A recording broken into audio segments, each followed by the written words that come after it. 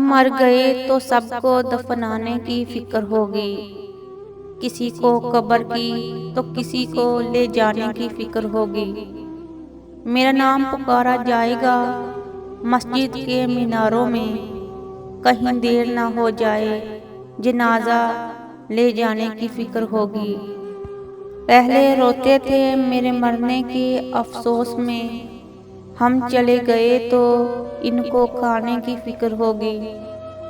यूं ही शाम होगी परेशानी बढ़ जाएगी, कितने मेहमान आएंगे सुलाने की फिक्र होगी। फीके चावल बनाएं या गोश्त बनाएंगे, सबको बरादरी में इज्जत बनाने की फिक्र होगी।